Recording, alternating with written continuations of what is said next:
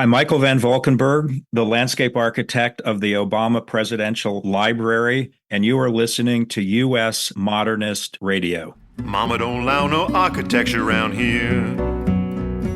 Mama don't allow no architecture around here. Oh, I don't care what Mama don't allow, gonna draw mine modern anyhow. Mama don't allow no architecture around here. Welcome to U.S. Modernist Radio, where we talk and laugh with people who enjoy, own, create, dream about, preserve, love, and hate modernist architecture, the most exciting and controversial buildings in the world. I'm Tom Guild. Take it from me, talking architecture can be a little dense, wordy, and imponderable, especially for people who aren't architects, but just love talking about or visiting and being inspired by cool buildings. Today we'll talk with two noted populists who make architecture understandable, architect and professor Christopher Wilson, and journalist and architourist Ken MacIntyre of modtraveler.net. Later on from Canada, our musical guest will be Emilie-Claire Barlow. And now here's your host, Mr. Modernism, George Smart. Thanks, Tom. I've been rewatching Seinfeld lately. Every single show. Now, for our listeners under 30 who have no idea what Seinfeld is, it was a monster hit TV show for 9 years for NBC in the 80s and 90s, written by comedians Larry David and Jerry Seinfeld. Each week, 4 characters would engage in 2 to 4 usually ridiculous plot threads that, thanks to their brilliant writing, all came together by the end of an episode. And the show won 10 Emmys, but was nominated for a breathtaking 68. You can watch all 9 seasons in order on Netflix. These shows are short, so doing 3 an hour is a fun, breezy way to spend a couple of hours. One of the main characters, George Costanza, has a life of unemployment, living at home with his parents in his 30s, and a mastery at alienating attractive women. Yet, without any artistic talent, spatial awareness, or understanding of design, he has an unwavering optimism that pretending to be an architect That's right. will turn his dating life around. He even gives himself an architect-sounding name, Art Vandelay. The scenes where he tries to pass himself off as an architect are priceless. At some level, modernist architecture fans are all like George Costanza. We have no idea what we're talking about, but we have an unwavering optimism from the places we visit. That means the real architects of those buildings did a great job. U.S. Modernist Radio is underwritten by June Goldfinger and Jeff Taylor, sponsors of Circle, Square, Triangle, a traveling exhibition on the architecture of Myron Goldfinger, and by Diane Bald and the Budman family, restoring significant architecture in Toronto, Los Angeles, Malibu, and Palm Springs.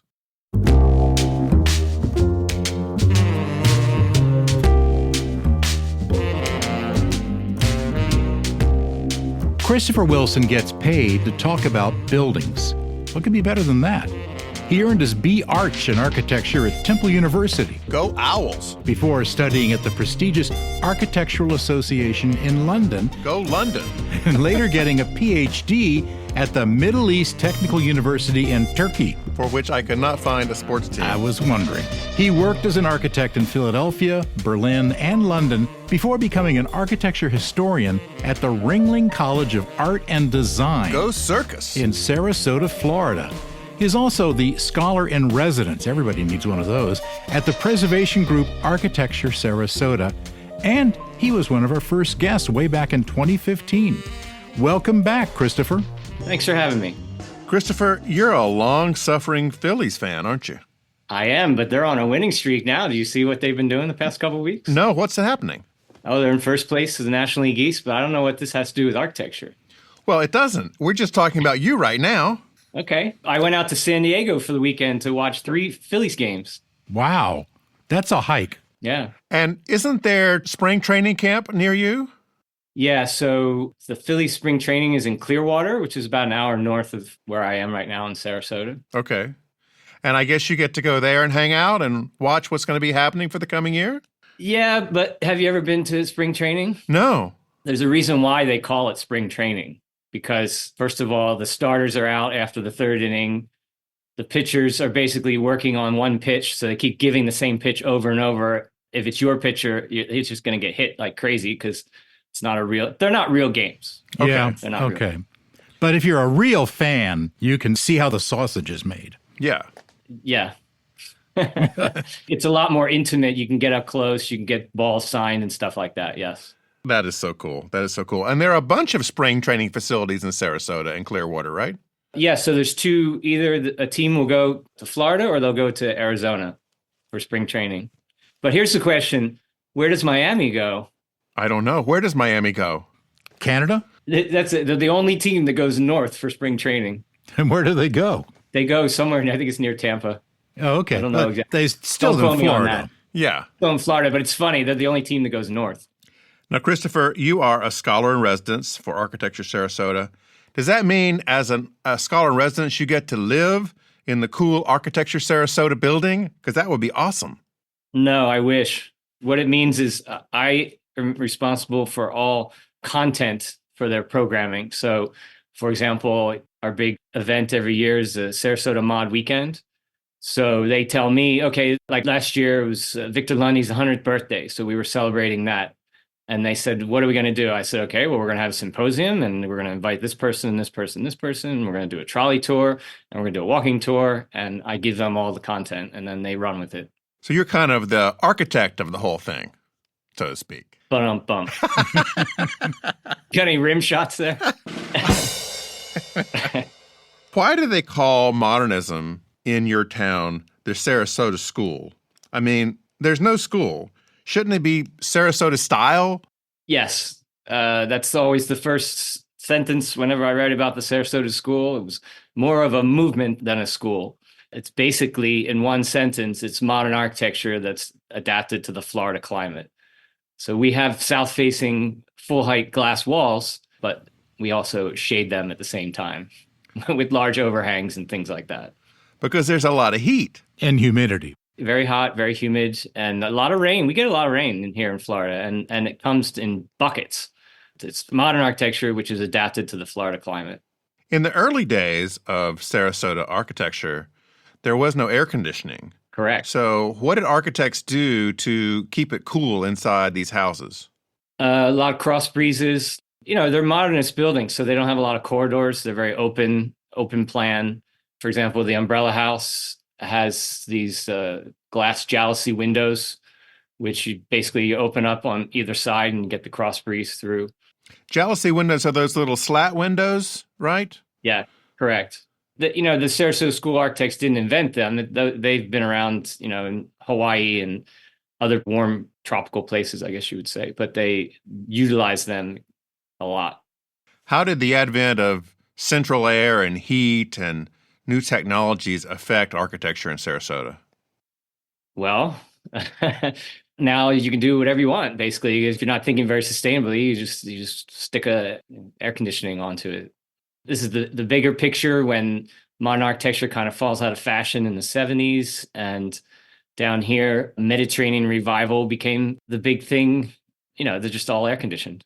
And is it a challenge to air condition the buildings? I mean, does it require a lot more thought to do it properly? Because I know in some buildings I've stayed at in hot areas, it's just like pumping through cold wetness. No, it's not a challenge. I'll even bring up a new topic. Our lustron is air conditioned, central air conditioned. Oh, really? Our okay. lustron home. Yeah. We love lustrons. Yeah, so do my wife and I.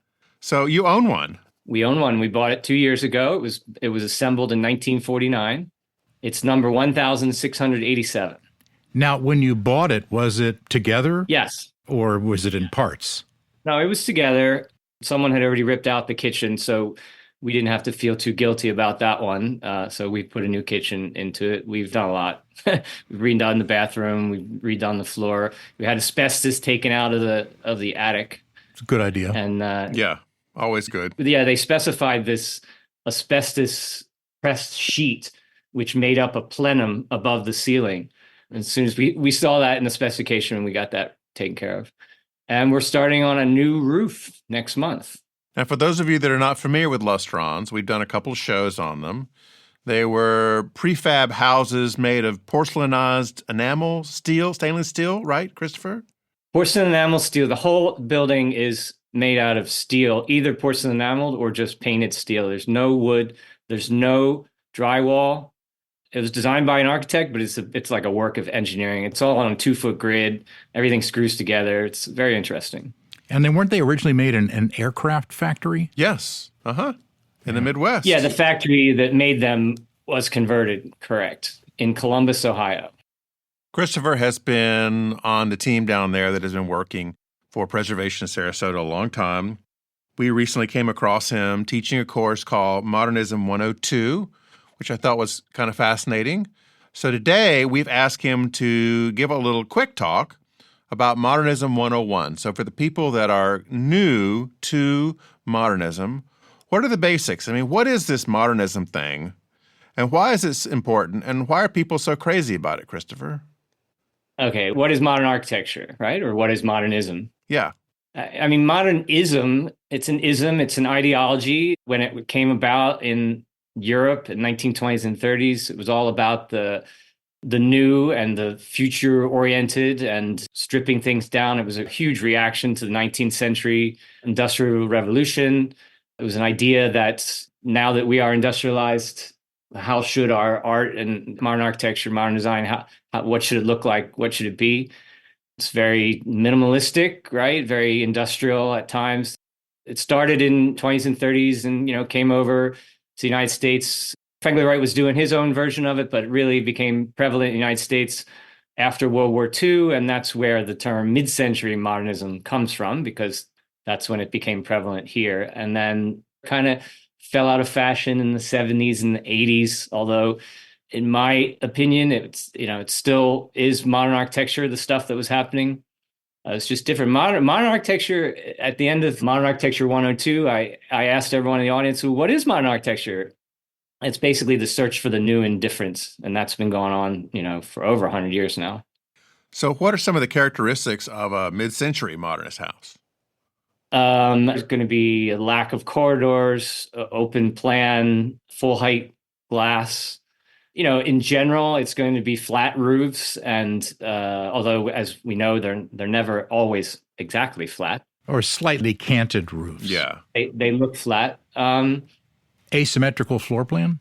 Not always, but can be. When people come to Sarasota, do they find out about mid-century modernism right away? Is it something that the city really promotes?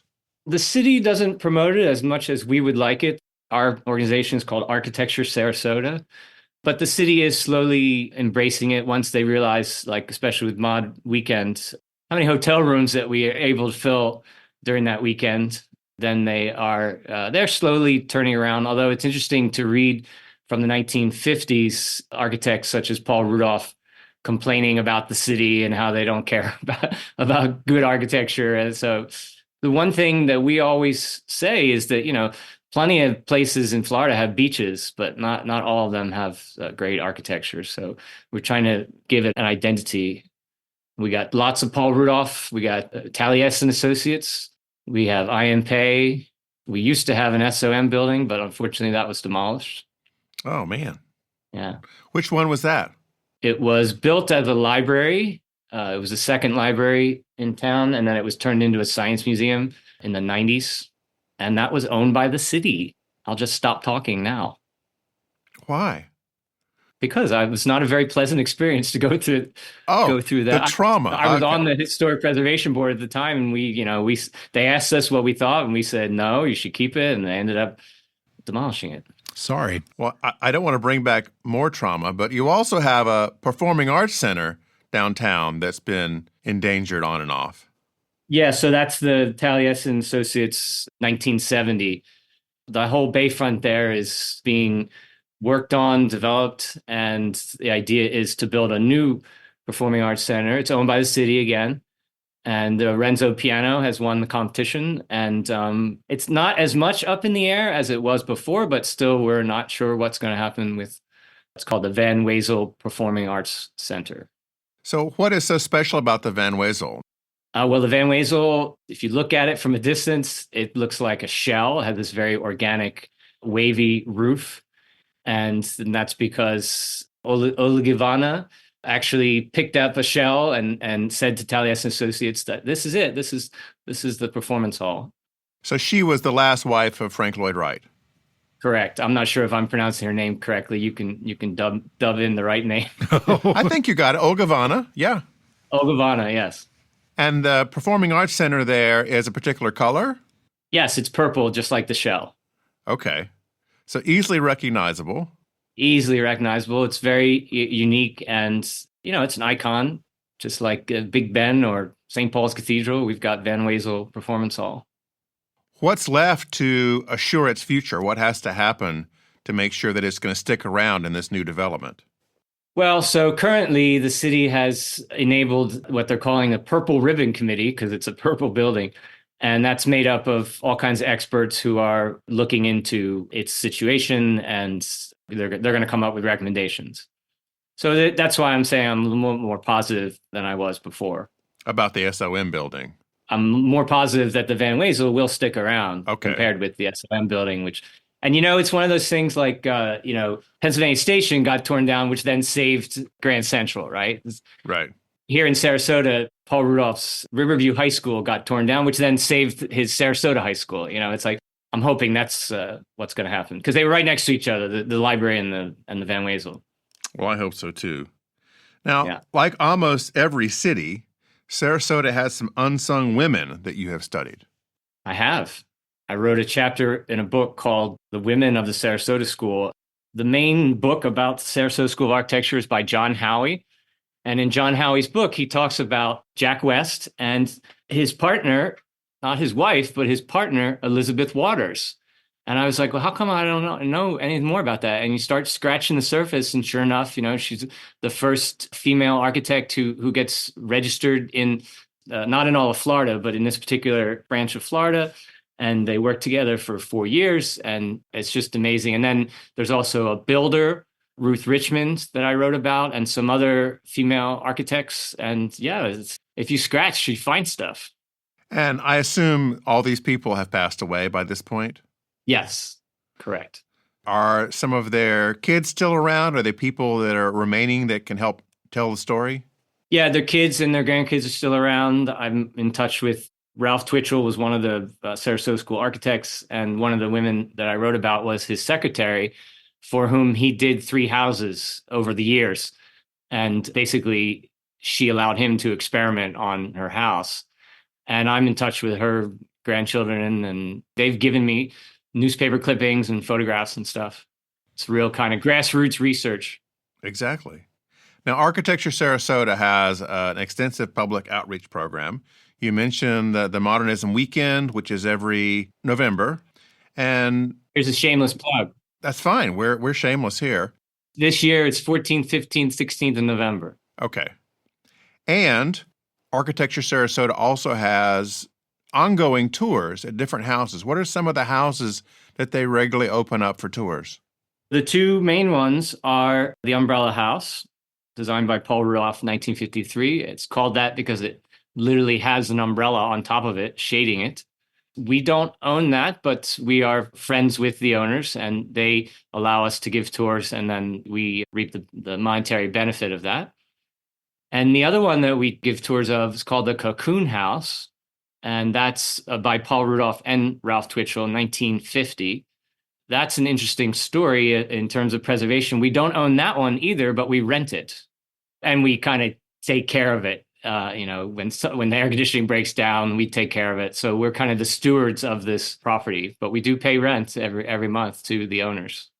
Besides a regular tour where you get in your car and drive to a house and visit it, you also come by water, don't you? Yes, we started kayak tours. During the pandemic, my wife and I went out onto Siesta Key here, which is Barrier Island, in a kayak, and I couldn't believe it. I'm like, wow, look at all these, and you get to see them better than from the street. And I will give credit to her. She's like, well, you guys should do kayak tours. And we started doing it for not Mod Weekend 2020, but 2021. And they're wildly popular. People just love them. Yeah. Do you provide the kayaks? Yeah, so we partner with a kayak company, and we provide the tour guides who point stuff out. So you're floating down these little creeks, and you're seeing the modernist houses on either side of you. It's pretty spectacular. Yeah, the one, you can't see it at all from the street, but this one's called Dolphin House by Carl Abbott. And there's usually dolphins in the water around it. That's why it's called the Dolphin House. Wow. Besides Carl Abbott, and you mentioned Victor Lundy, I guess they're the last living group of those Sarasota architects. There's also Frank Folsom Smith. Okay. He's still with us. But yes, those are the last three who are still around. Is there an upcoming class of people who are, say, in their 50s and 60s now that are doing interesting modernist houses? Well, so there's two generations. There's a generation after Carl Abbott. It'd be Guy Peterson and Jonathan Parks, Sweet Sparkman. But then there's another generation under that. Hive Architects is a new one. They're doing some great stuff. Damien Blumetti, who worked for Guy Peterson, but now he's off on his own. Yeah, it's a hotbed. Those will be the people that we'll be studying about and doing seminars on in 30 years. Yeah, well, actually, we're going to, for this year's Mod Weekend, one of the events that we're going to do, we're calling it Brunch with the Bunch. And it's with all the second generation architects that I was mentioning, Guy Peterson and Jonathan Parks. They don't know yet. We haven't asked them yet, but that's an event that we're planning, Brunch with the Bunch. And what dates are they again? The Mod Weekend this year is 14th, 15th, and 16th of November. It's always the second weekend in November. Okay. Are there any other buildings that nationally we should be worried about in Sarasota, Christopher, that we can help support the preservation of? Not at the moment. So Architecture Sarasota was actually the merging together of two architecture groups in town. One was called, it's very confusing, one was called the Sarasota Architectural Foundation, and the other one was called the Center for Architecture Sarasota. And ever since we've merged together, and now we have paid staff. We have Marty Hilton is our current executive director. And you know how that works. He gets up in the morning and that's his job, to promote and to work with Architecture Sarasota. Before that, it was all volunteers, you know. Yeah, Marty's a great guy. He's been on the show several times. Yes, I would agree. And he's perfect for our organization. Christopher, thank you so much for spending time with us. I know you've got to head off to something else. Come back on the show anytime. Okay, I will do. Thanks for having me.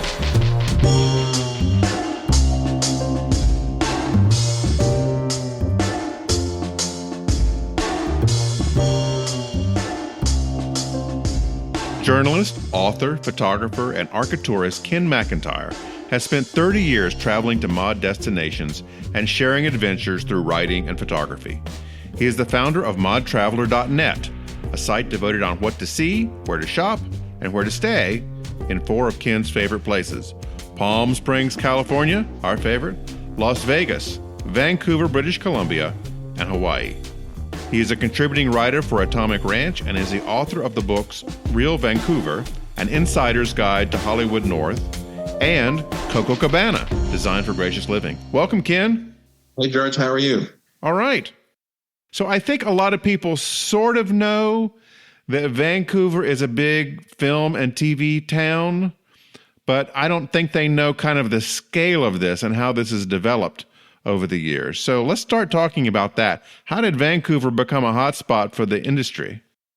Well, I guess probably because it's on the West Coast. It's in the same time zone as Los Angeles and Hollywood, and the exchange rate is amazing for Hollywood productions. Yeah. So, you know, I'm not so on top of the film industry lately, but Vancouver is probably still the second or third biggest production center in North America after Hollywood and New York. And New York. We're always kind of fluctuate with Toronto, but yeah, we're right up there.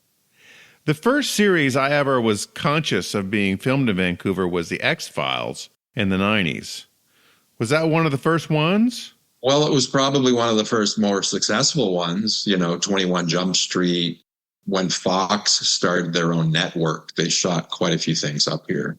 But Vancouver and British Columbia in general had been used as a location for years before that. You know, not so much television shows, but for movies over the years. Yeah. One of the most popular shows, it was a Canadian series, so you probably haven't heard of it, was called The Beachcombers. Okay. And that started back in the early 1970s, and it was filmed just off the coast here. And it lasted for years. I think that show went on for like 20 or 30 years. Yeah, it's been around a while. And what other American shows have been filmed there that people might have heard of? Oh, geez, over the years, there's been a lot of successful shows. The latest Superman TV series, films here, The Flash, Arrow. There's all those like CW superhero shows. Battlestar Galactica was a big one. Really? The reboot. That was big. Fringe was another kind of X-Files type of show. Oh, yes. Anna Torv was in that one. That's right. Yeah. I mean, there's tons. There's lots of shows. And how did you get interested in writing a book about it? Well, I guess at that time, that was back in the 90s, something that I was interested in. And every time you'd go out on the street or drive your car, you'd run into some kind of a film production. I remember specifically the idea came to me when I came across this film production and Leonard Nimoy was there. And I thought, oh, nice. I can't be the only person who's interested in this kind of stuff. So I wrote a book, Real Vancouver, An Insider's Guide to Hollywood North, which was almost like a 10-step program on how to crash a location shoot and the history of everything that had ever been filmed in Vancouver up to that point.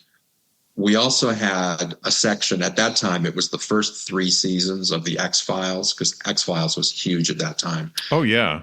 I did an episode by episode location guide for X-Files episodes. It was just basically that was what I was interested in at that time. And I thought, you know what, nobody's done this. And this was just before the internet started to take off. So this information was not online. There were chat groups at that time. Oh, yes. Back in the day. Right. This would have been the mid-90s, I guess. So I visited Vancouver once. I got to walk around the harbor there and see some of the buildings from the World Expo, which was held in 1986. Right, yeah. And also the 2010 Winter Olympics were held in that area. So there's a lot of modernist architecture around Vancouver, isn't it? Oh, there is, yeah. Arthur Erickson is from here, and he's probably the best-known Canadian architect, modernist architect. In fact, this year's West Coast Modern Week, they're celebrating Arthur Erickson. It would be his centenary. Is that what they call it? It would have been his 100th birthday. Okay. We've got a lot of, what they call up here West Coast modern architecture. So there's still a lot of mid-century modern architecture around, but probably like most cities, it's disappearing. Yes, we know. Right? It's happening everywhere. At the World's Expo, World's Fair, there was a monorail like you had in Seattle. Yeah. But they moved it, right? It's gone. There was a monorail that got removed. What was left is something called SkyTrain, which is part monorail, part underground train.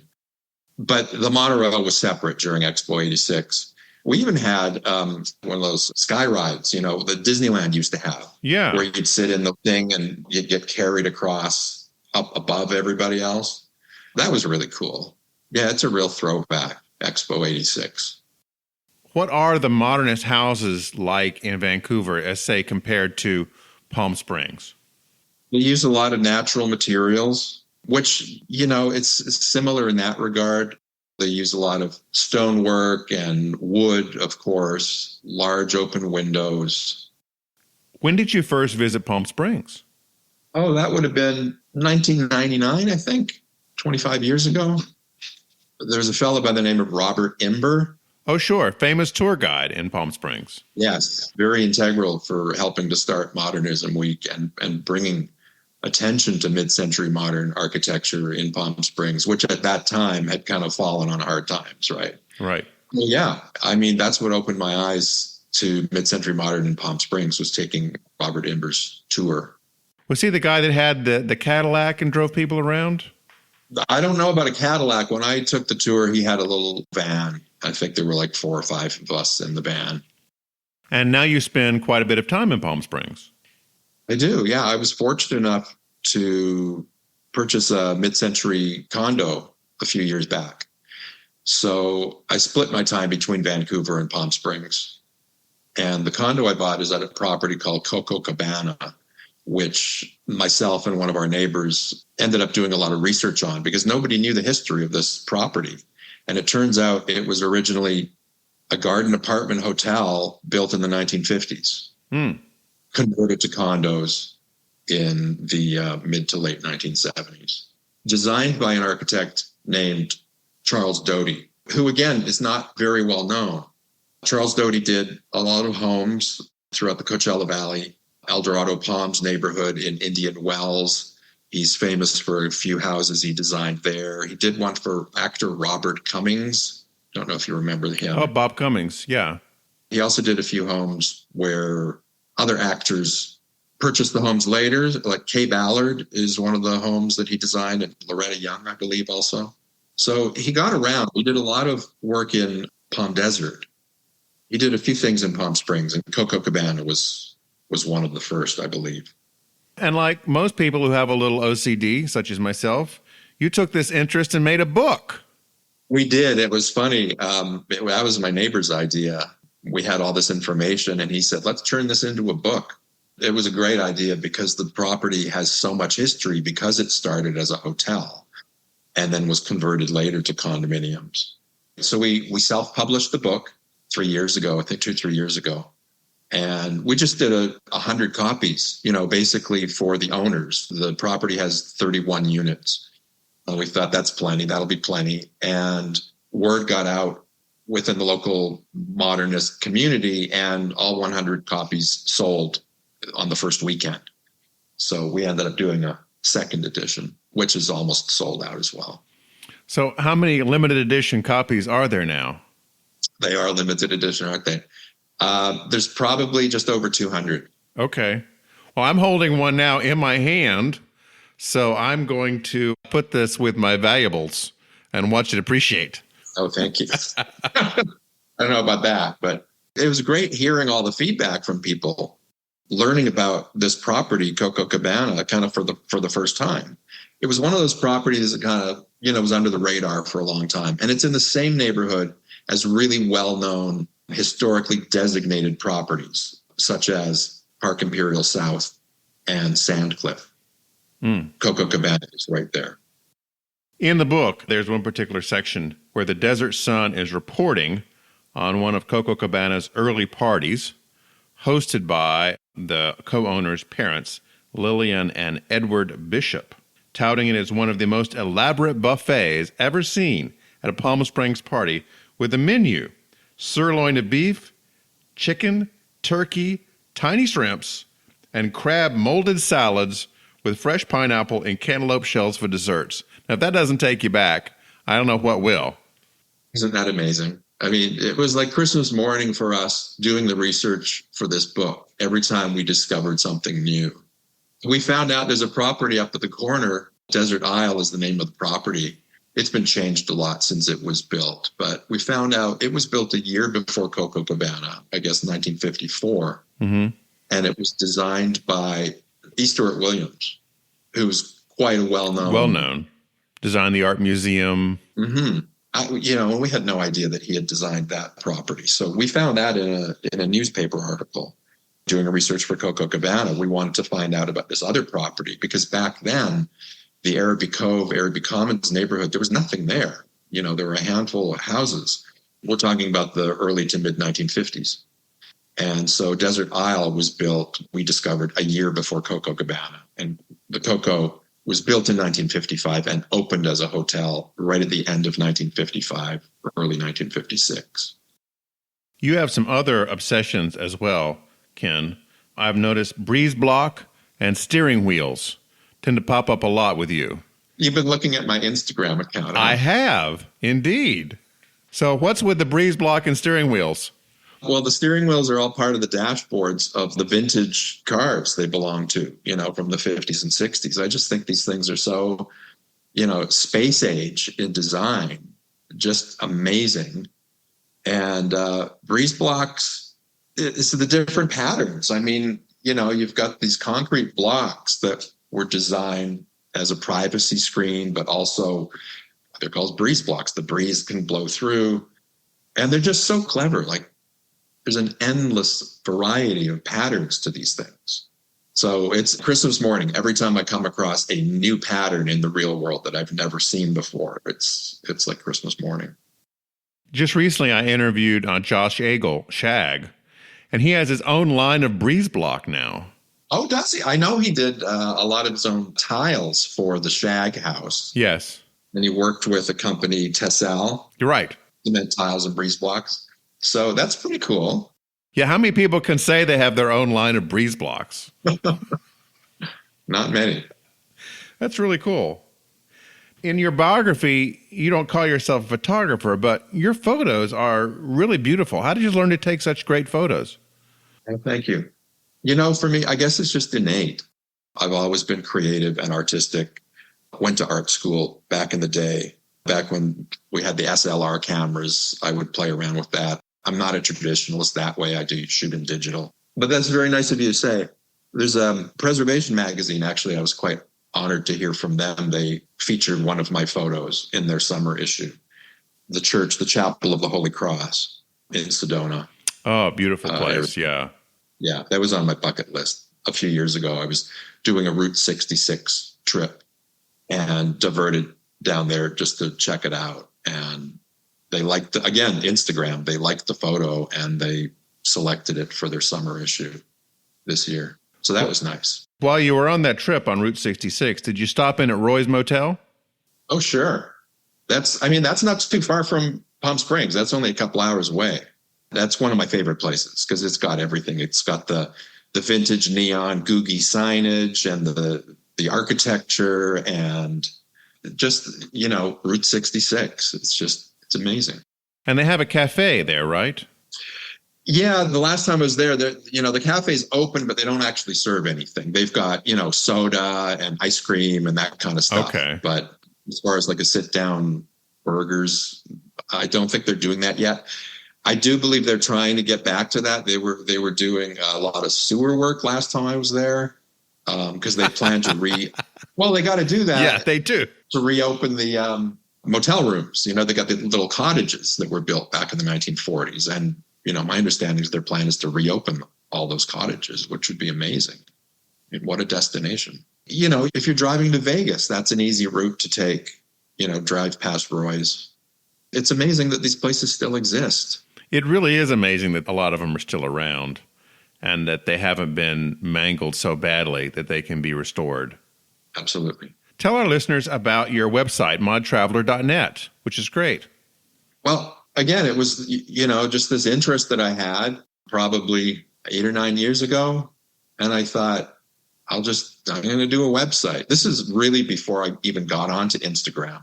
So I thought, okay, the destinations that I go to most frequently are Honolulu, Las Vegas, Palm Springs, and I'm from Vancouver. So those are the places that I know most intimately.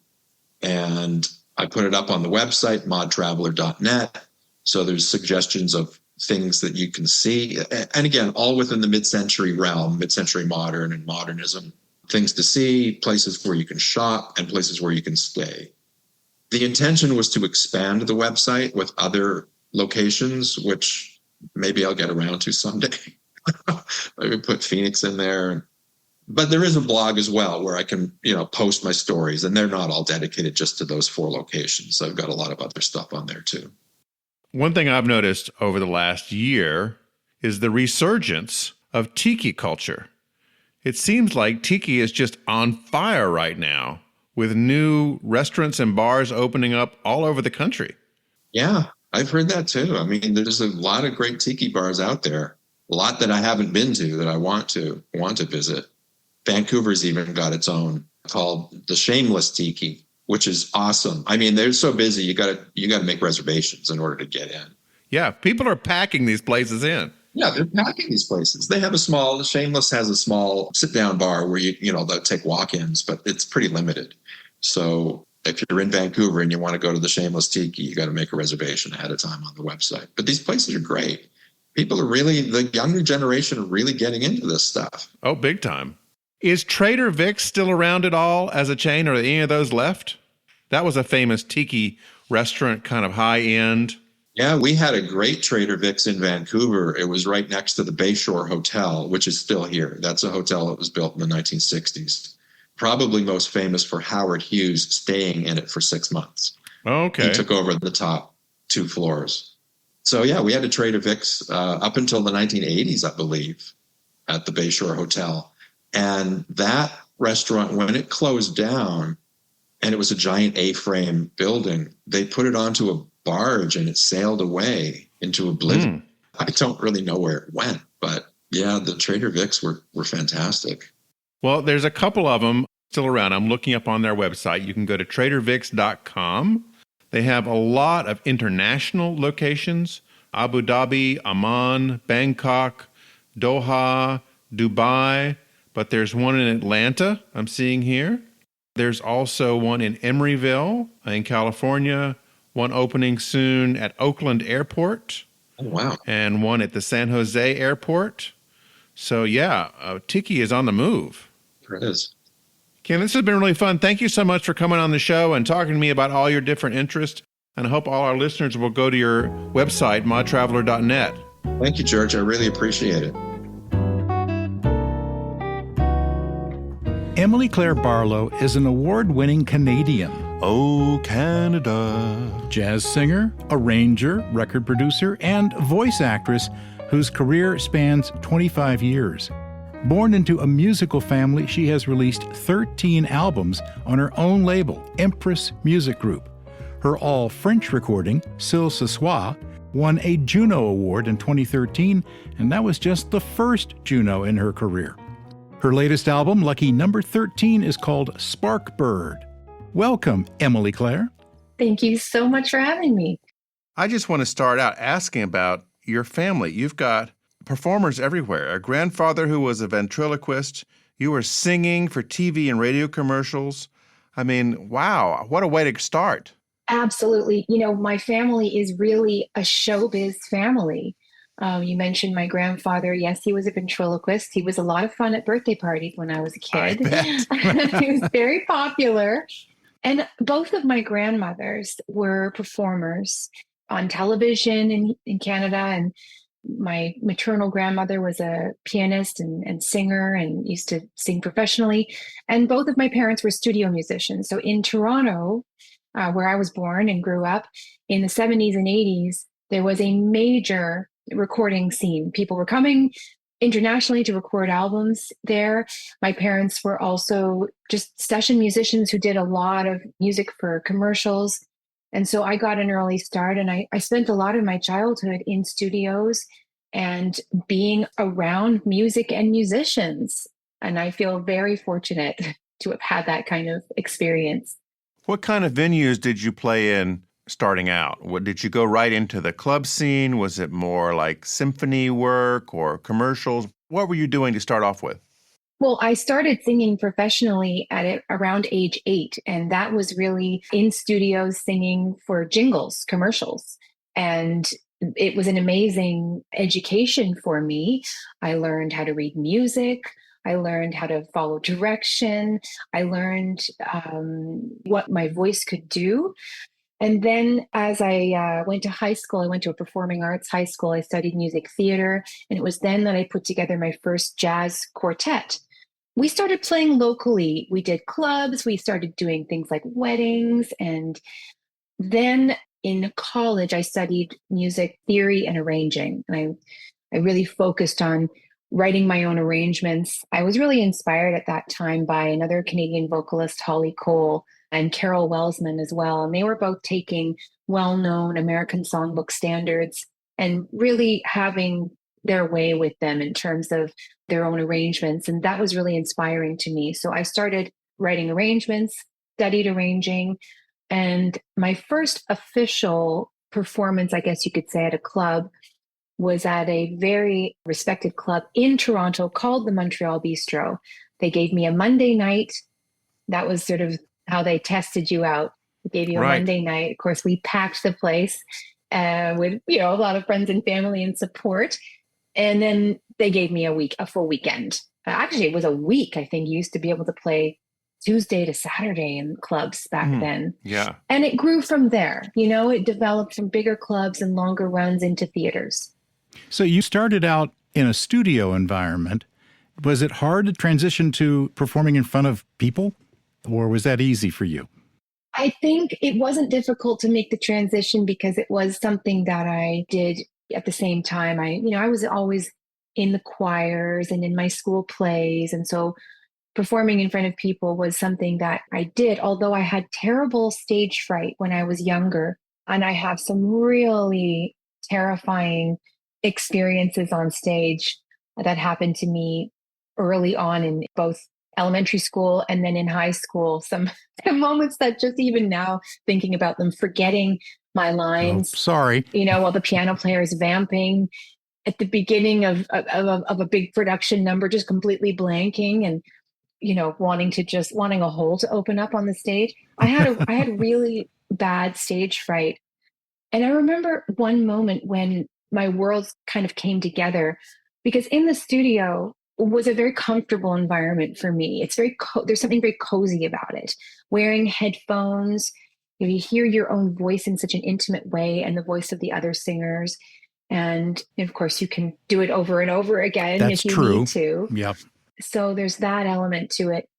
I remember really coming into my own on stage. There was an annual event that we did, and it was probably last year of high school. And I did one of my own arrangements for that performance. And I remember feeling a real connection to the audience and feeling like, oh, this is what I'm supposed to be doing. And that was really the beginning of it for me.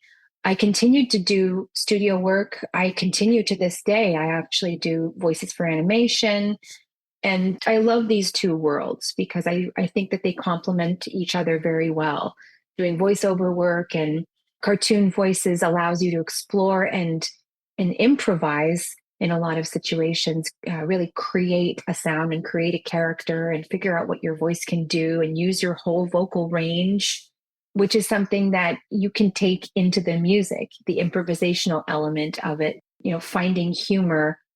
And then going back to voice work, having a sense of pitch helps. Having a sense of rhythm helps.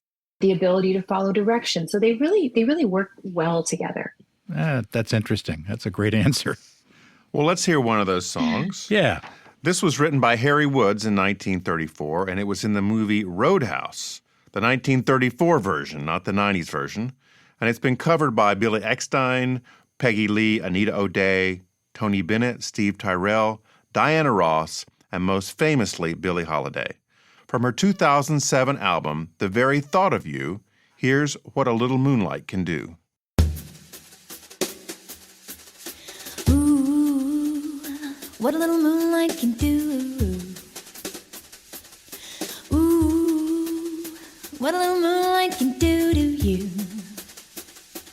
You're in love, your heart is a flutter, and all day long you only stutter 'cause your poor tongue just cannot utter the words, I love you.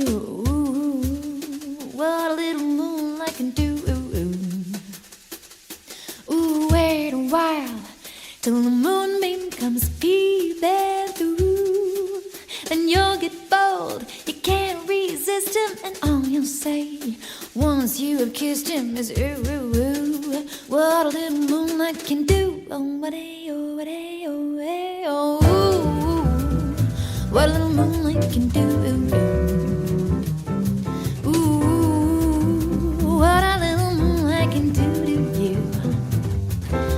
Oh, you're in love, your heart is a flutter, and all day long you only stutter 'cause your poor tongue, it just cannot utter the words, I love you.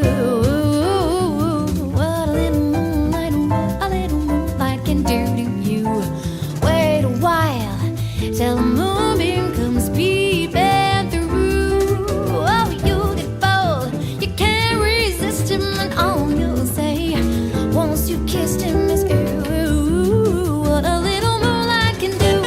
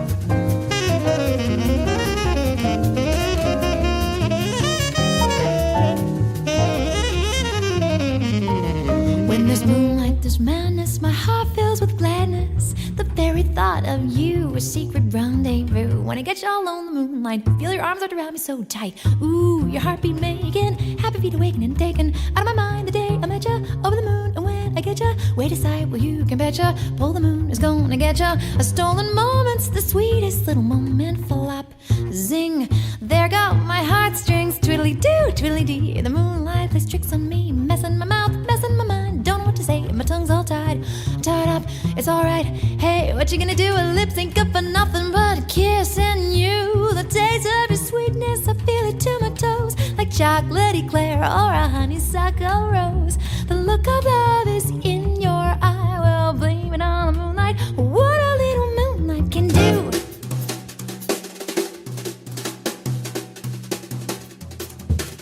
Hey, hey, hey. Way up, way up. Hey, hey.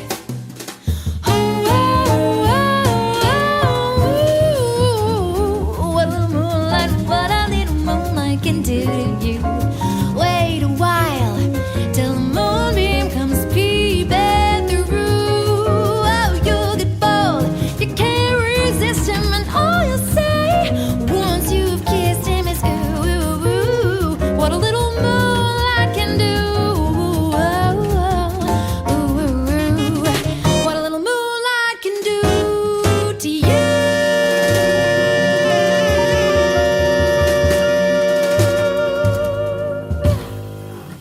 Emilie-Claire, how did you make the decision to start your own label versus working for somebody else? Well, honestly, it was out of necessity. I wanted a record deal. I wanted a label to sign me. I'm going to go back to actually not long before that album came out, The Very Thought of You. 2005, I released an album called Like a Lover, and I shopped it around as best I could as an independent artist. And at that time, I was taking albums to the record stores and dropping them off and selling them on consignment, as you do. And I wanted a record company to pick me up and to have that support behind me. And to be honest, I could not find a deal. And there was a label based out of Montreal. They said, well, listen, we're not going to take you on as one of our label artists, but we would offer you distribution. So that was a step. But I decided, well, I'm going to start my own label. That's what I'm going to do. And so Empress Music Group was founded in 2005. And it was just a way for me to maintain control of my catalog, which is something that at the end of the day, it was a real blessing in some ways, probably, that label turned me down, because now, 20 years later, I've maintained control of ownership of my catalog, which I'm very proud to have done. One can never say what might have happened, had a label signed me. Who knows? But I would say that I'm grateful to have had the opportunity to have made that choice, because I learned so much about the music business. And I think that has really served me well over the years. So over the years, my distribution has changed. Now we're dealing with digital distribution, which has allowed my music to reach places that I might never have had a physical distribution deal. So there are some really wonderful things. You talked about hearing my music on Pandora. And Pandora, it's a US-based streaming platform. And this is how I've reached a large chunk of my audience. And it's allowed me to go and tour in the United States. So yeah, it was based out of necessity. But over the years, I've really enjoyed being at the helm of my own label. And I've decided to take on some other artists along the way. Your latest album is Sparkbird, your 13th? It's my 13th album. It's hard to believe, but yeah. And Sparkbird is inspired by time spent in Mexico. I have a home there. Actually, we were just talking off air before we came on here, because I admitted that I didn't know a lot about architecture outside of the fact that I had actually designed and built my own home. Yes. And it's a modernist house we can too, talk about folks. that. You have the George Smart stamp of approval Yes, absolutely. I said to you, I'm not sure if it's a modernist house. I know it's contemporary. I know it's modern. And I went on to describe it, concrete and steel and a lot of glass, high ceilings, clean lines, overhangs, flat roof. And it's two, rectangular shaped buildings that are connected by a bridge. It's very modern. And it was a real challenge. I built it with my partner, Steve Webster. Him and I have been musical partners for many years, and we collaborated on a lot of music, and we also collaborated on the design and building of this house, which happened over about a year and a half. So you were the architect then? Well, we worked with an architect at the beginning, but Steve really did a lot of the design himself, and him and I wanted to build a house that was suited to our lifestyle and what our needs were at the time. And there's actually a studio. I recorded a lot of Sparkbird at that studio, and the house was still in the process of being built. And there we were in this booth that we had built, and there's, I could see like a guy's legs hanging down from the second level as he was swiping concrete. But Sparkbird was, all of my vocals were recorded there in the new house, in the modernist house. Well, let's hear a song from Sparkbird. This next one was written by Ira and George Gershwin and has been covered by Margaret Whiting, Maureen McGovern, famous for The Poseidon Adventure, and my favorite, the irreplaceable Blossom Dearie. Here's Emilie-Claire with Little Jazzbird.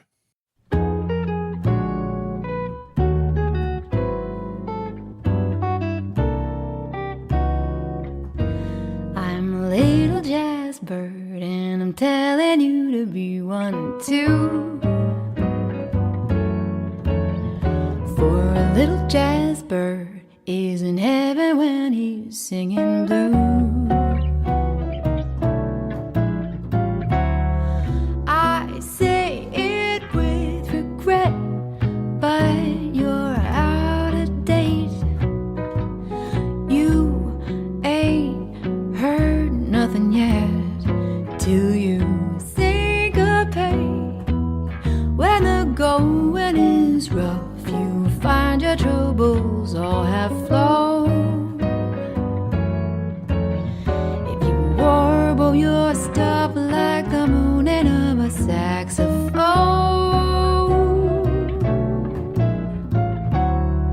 just try my recipe, and I'm sure you'll agree that a little jazzbird is the only kind of bird to be. But if you're a jazzy bird, you got to wake up at the crack of dawn. Hit it with a tuneful morning song. Get trilling and a warbling before that bevy blows in. Tra-la-la-la and twiddle-dee-dee from the tamarind tree we did get. 'Cause every little thing is surely gonna be cool if you just sing ripping in the treetop, reach your blues away. You know the early birdie gets worm. On the other hand, the early worms are getting eaten, they're beaten, conceding the game. Well, a cheerful chime of friends can do it, thrushes too, and they can prove it. Showing at first of the morning light, they alight and they delight in telling you what's what. And Mr. Night'll probably pressing on that big old snooze once again as he grabs an extra 40 winks. But the carpet, the DM, they ain't gonna wait. That's not to say that you can't stay up late and congregate, syncopate, pollinate with the jazzbird. Got priorities, he's got eyes on the prize. That early rising jazzbird is the bird to be.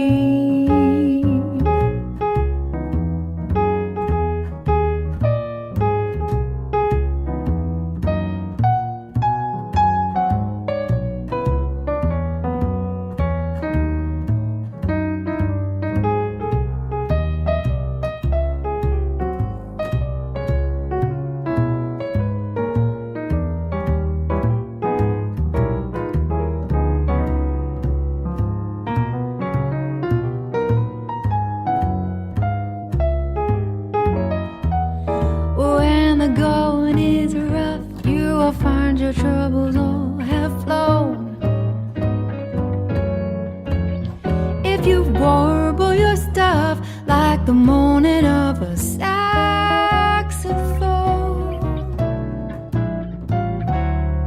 Just try my recipe, and I'm sure you'll agree that a little jazz bird is the only kind of bird.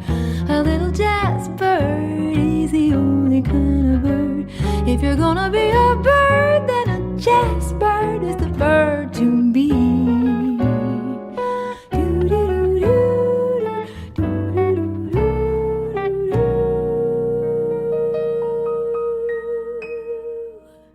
I think it's interesting the two pieces that you chose to play, one of which was from quite early in my career, 2007, What a Little Moonlight Can Do, and then Little Jazz Bird, because they have something interesting in common, which is that in both of them, I sing a vocalese.